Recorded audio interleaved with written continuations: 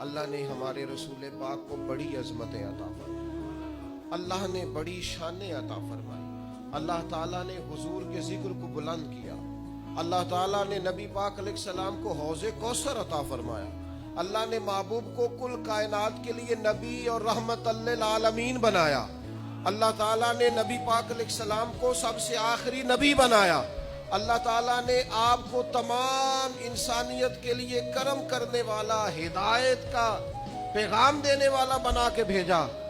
اللہ تعالیٰ نے حضور کو گواہ بنایا، بشیر بنایا، نذیر بنایا، اور فرمایا وَلَسَوْفَ يُؤْتِيكَ رَبُّكَ فَتَرْضَىٰ، آپ کا رب آپ کی رضا چاہتا ہے۔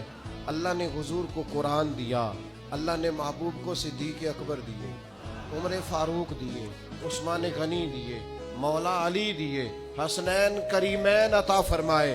یہ سارے اللہ تعالیٰ نے اپنے محبوب علیہ السلام کی خدمت کے لیے، غلامی کے لیے عطا کیے۔ اللہ تعالیٰ نے رسول پاک کے دین کو پچھلے تمام دینوں کا ناسخ بنایا۔ اب کسی دین پر عمل نہیں ہوگا، قیامت تک سکہ مدینے والے رسول کا چلے گا۔ اللہ تعالیٰ نے رسول پاک علیہ السلام کو حبیب بنایا، اللہ نے محبوب کو نبیوں کا امام بنایا، کائنات کا سردار بنایا۔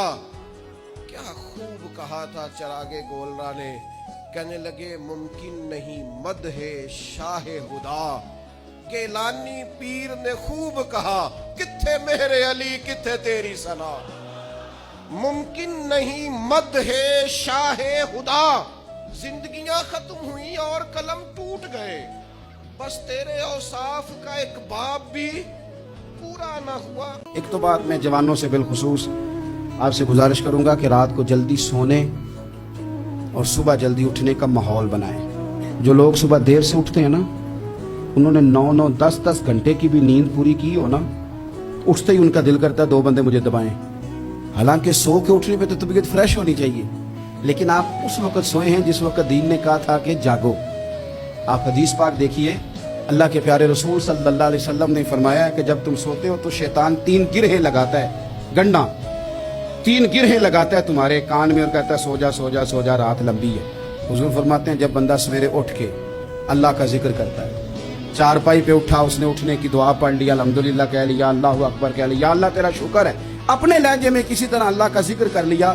جب وہ رب کا ذکر کرتا ہے تو شیطان کی پہلی گرہ کھل جاتی ہے، اور جب وہ وضو کرتا ہے تو دوسری کھل جاتی ہے، اور جب نماز پڑھتا ہے تو شیطان ویسے ہی دور ہو جاتا ہے۔ لیکن حضور فرماتے ہیں جو صبح سویا رہے وہ گرہیں قائم رہتی۔ جو صبح اللہ کے ذکر سے، وضو سے، نماز سے شیطان کی گرہیں توڑ دیتا ہے وہ تازہ دم اٹھتا ہے، تازہ دم۔ ہم صبح تازے نہیں اٹھتے، فریش نہیں اٹھتے، بکھرے سوچیں، الجھے خیالات اور تھکے وجود اور گھٹن والا ہمارا ذہن۔ وجہ کیا ہے؟ وجہ میرے عزیز صرف اتنی ہے کہ ہم رات کو دیر تک جاگتے ہیں، صبح دیر تک سوتے ہیں۔ رسول پاک صلی اللہ تعالیٰ علیہ وسلم نے فرمایا جنت میں ایک ایسا محل ہے جس کے اندر کھڑے ہو کے دیکھیں تو باہر سے سارا کچھ نظر آتا ہے، اور محل کے باہر کھڑے ہو کے دیکھیں تو اندر کا سارا حسن دکھائی دیتا ہے۔ تو حضور توجہ دلاتے تھے تو صحابہ میں شوق پیدا ہوتا تھا، یا رسول اللہ کس کو ملے گا؟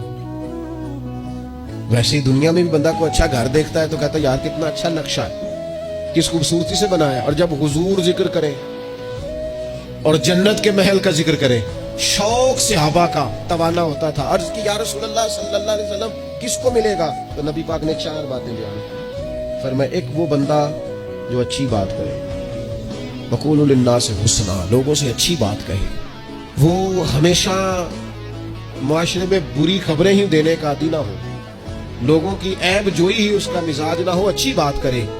اور دوسرا رسول پاک نے فرمایا کھانا کھلائے، اہل ایمان کی دعوتیں کرے، اور تیسرا فرمایا کثرت سے روزہ رکھے، اور چوتھا فرمایا جب لوگ نیند کے مزے لے رہے ہو نا تو یہ اٹھ کر اپنے رب کی عبادت کرے۔ ساون کی کالی راتوں میں جب بوندا باندی ہوتی ہے، وہ راتوں کو اٹھ اٹھ روتے ہیں جب خلقت ساری سوتی ہے۔ اور کسی نے کہا تھا رات پوے تے بے دردانو نیند پیاری آوے، رات پوے تے بے دردانو نیند پیاری آوے، تے درد مندانو یاد سجن دی ستیاں بھی آن جگاوے۔ فرمایا جب لوگ خواب خرگوش میں ہوں، نیند کے مزے لے رہے ہوں، تو رب کے بندے اٹھ کے اپنے رب کو یاد کرتے ہیں۔ والذین یبیتون لربہم سجدا وقیاما، یہ 4 چیزیں جن لوگوں میں پائی جائیں حضور فرماتے ہیں انہیں وہ عالیشان محل ملے گا جس کی تعریفیں گویا خود رسول کریم نے بیان فرمائی. نبی پاک صلی اللہ علیہ وسلم نے ارشاد فرمایا سونا مسلمان وہ ہے کہ جس کام سے اس کا مطلب نہیں اس کام کو چھوڑ دے. اور نبی کریم صلی اللہ علیہ وسلم نے فرمایا قیامت کے دن زیادہ گناہ ان لوگوں کے ہوں گے جو زیادہ فضول باتیں کرتے تھے.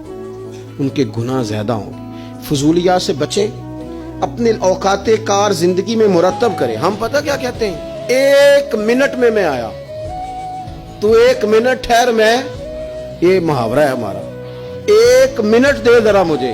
اور میں اکثر دوستوں سے کہتا ہوں کہ جو 1 منٹ ہے نا اسے کیوں ضائع کرتے ہو, کیوں کہتے ہو 1 منٹ ٹھہر, کیوں ٹھہرے بھائی؟ آپ کو پتا ہے منٹ میں کیا ہوتا ہے؟ 1 منٹ میں 6 دفعہ سورۃ اخلاص پڑھی جا سکتی اور 2 قرآن پاک پڑھنے کا ثواب ہے.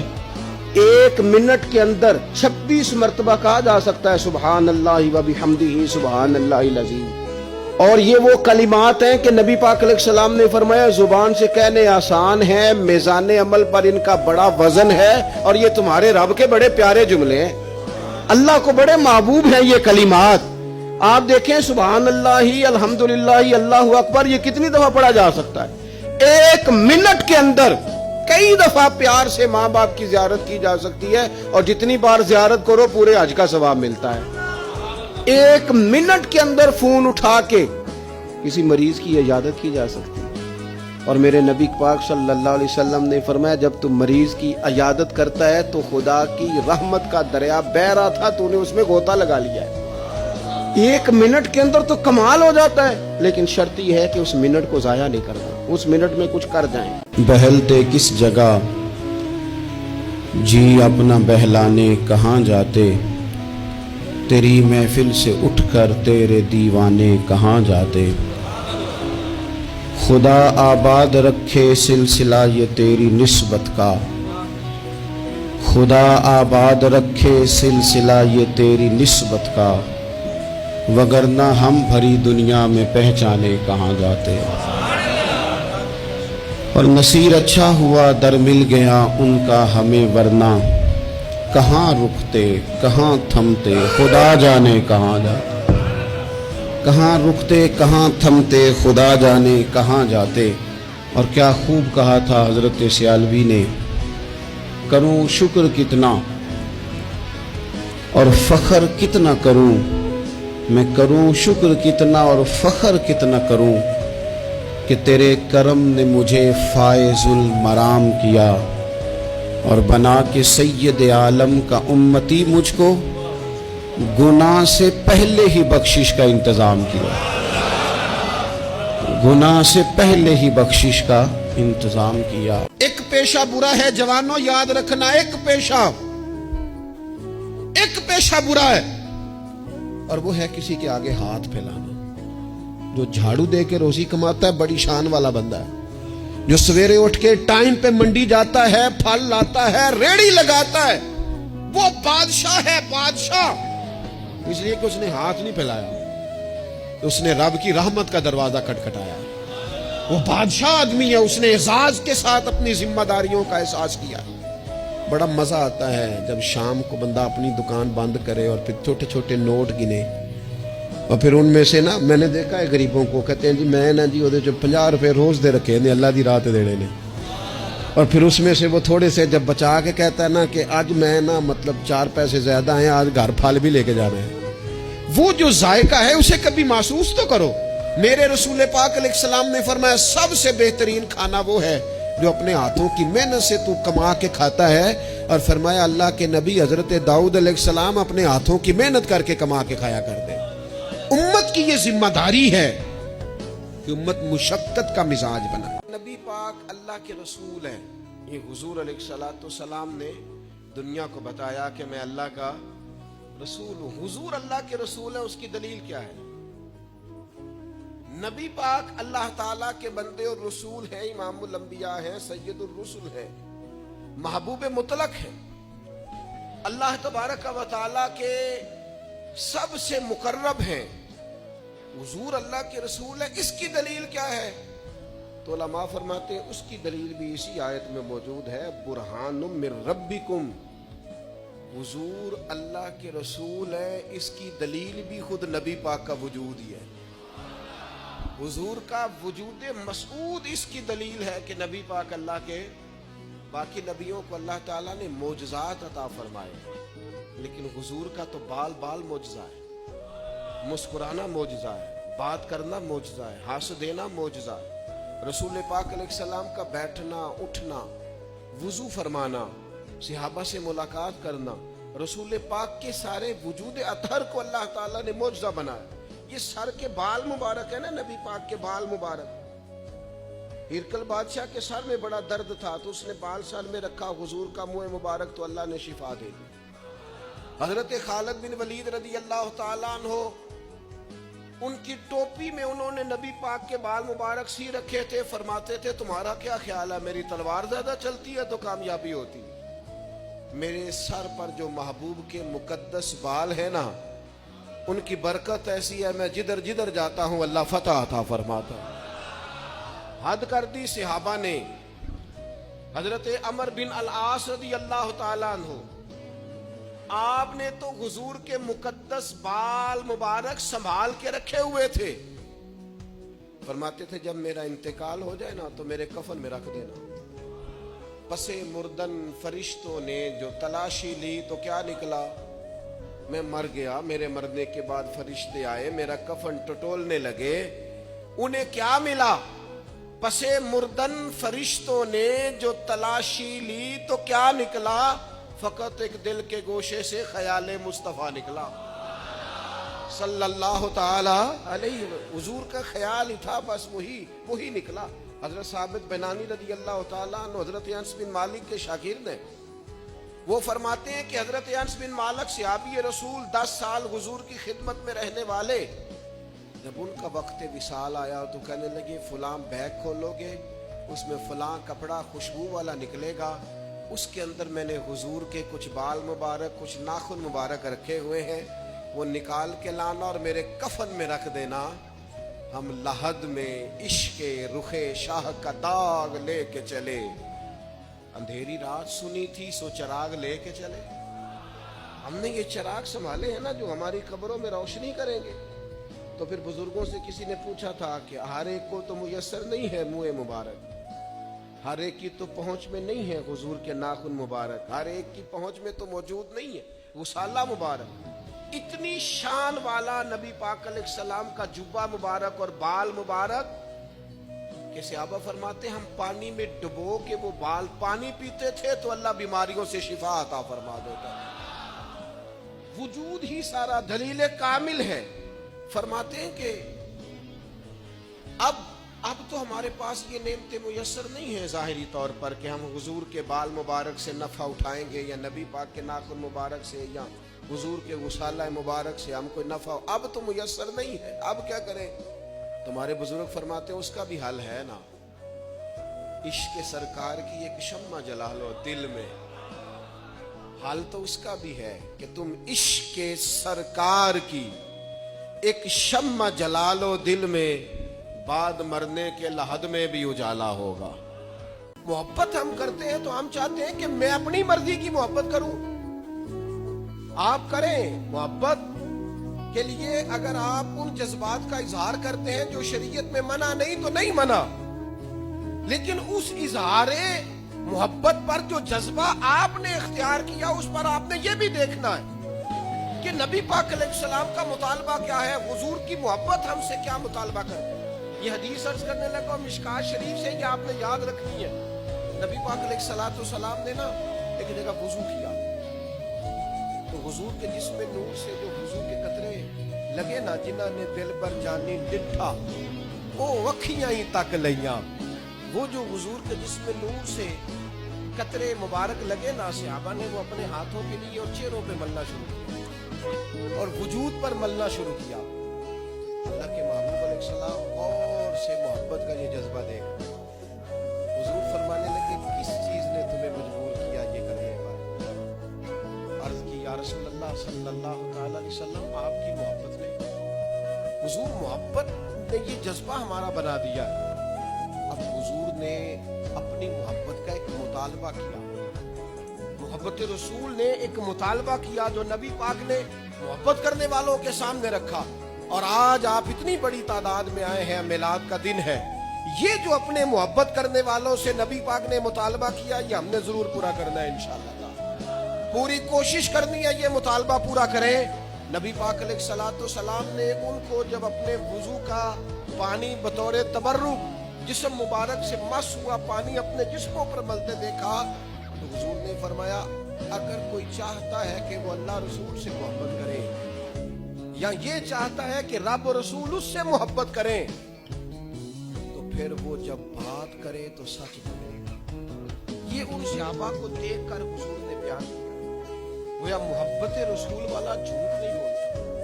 हुजूर फरमाने लगे, जो चाहता है अल्लाह रसूल से मोहब्बत करे और अल्लाह रसूल उससे मोहब्बत करे, वो जब बात करे तो सच बोले, और जब उसके पास अमानत रखी जाए तो खयानत ना करे। और हुजूर फरमाने लगे, जो उसके साथ वाले हैं और जो उसके पड़ोसी हैं उनसे अच्छा सलूक करे, तो फिर वो अल्लाह रसूल से मोहब्बत करता है और अल्लाह रसूल उससे मोहब्बत करते हैं।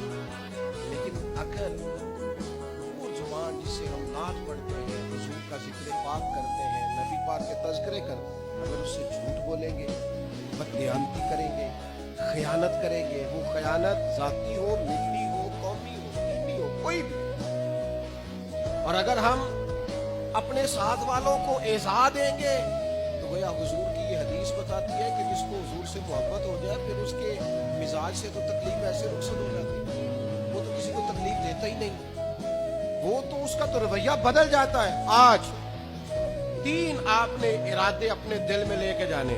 नबी पाक अलैहिस्सलाम ने फरमाया, जो चाहता है अल्लाह रसूल से मोहब्बत करे, अल्लाह रसूल उससे मोहब्बत करे, वो जब बात करे तो, जब अमानत रखी जाए तो खयानत ना करे, और अपने साथ वालों को कोई तकलीफ आज इरादा कर ना ले जुबान से झूठ, क्योंकि सच्चे नबी के मानने वाले, बददियानती नहीं करनी क्योंकि अमानतदार नबी के गुलाम, किसी को तकलीफ नहीं देनी इसलिए कि रहमतल लिल आलमीन नबी के गुलाम। हमारे सूफिया फरमाते हैं कि इंसान की मिसाल उस बच्चे की तरह है कि जो बड़ा छोटा है और वो अपने वालिदैन से आग का अंगारा मांग रहा है।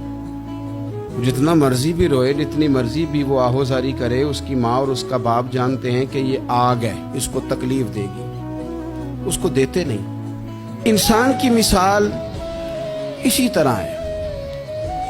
बच्चे का गला खराब हो जाता है, माँ की जेब में पैसे हैं, बाप को अल्लाह ने ताकत दी है, और बच्चा जोर जोर से जमीन पर एड़ियां मार रहा है कि मुझे आइसक्रीम खानी है। कोई उनके लिए मुश्किल नहीं है, वो 10 पैकेट भी आइसक्रीम खरीद सकते हैं, लेकिन उन्हें पता है कि इसका गला खराब है, आइसक्रीम खाएगा मजीद ज्यादा बीमार हो जाएगा, तो वो उसके रोने के, तड़पने के, और वो सख्त बेचैन नजर आता है, पर वो नहीं लेके देते। उन्हें पता है कि इनके हक में वो ठीक नहीं है। मेरे नबी करीम सल्लल्लाहु ताला अलैहि वसल्लम फरमाते हैं, लोगों, अल्लाह तुम्हारी सारी दुआएं कबूल करता है, लेकिन उसके 3 तरीके हैं, 3 जिहतें हैं दुआ की कबूलियत की। या तो जो तुम मांग रहे होते हो रब वही तुम्हें अता कर देता है, या वो तुम्हारे हक में बेहतर नहीं होता जो तुम मांग रहे हो। तुम बेशक बड़े बेचैन हो, बड़े तड़प रहे हो। मैं एक मिसाल दे चुका हूं पहले कि बच्चा एड़ियां मार रहा, या तो जो तुमने मांगा है तुम्हारा रब तुम्हें वही दे देता है, या वो तुम्हारे हक में बेहतर नहीं होता तो अल्लाह उसके बदले तुम्हें कोई और चीज दे देता है। और हुजूर फरमाते कई दफा ये होता है कि तुम्हारे हक में कुछ भी बेहतर नहीं होता, दुआ तुम्हारी अल्लाह फिर भी रद्द नहीं करता। तीसरी सूरत में रब तुम्हारी दुआएं जखीरा कर लेता है, और उन दुआओं के बदले अल्लाह क़यामत में तुम्हें अजर अता फरमा देगा। मक्का के जो हालात हमारे यहाँ बयान होते हैं और जो किताबों में लिखे हैं, उनसे अब मेरा ख्याल है हर मुसलमान आगाह है। सख्त हालात, कड़वे हालात, तल्ख हालात, और हैं तल्ख बहुत बंदा मजदूर के हालात, गरीबों के लिए बड़ी मुश्किलात, माँ बाप तकलीफ का शिकार, औरतें गुलाम जानवरों की तरह बिकते, अजीब बेहंगम सा मुआशरा और अजीब जुल्म सितम का बाजार गरम, और सबसे बड़ा मसला शिर्क का, कुफ्र का, बुतों को पूजने का।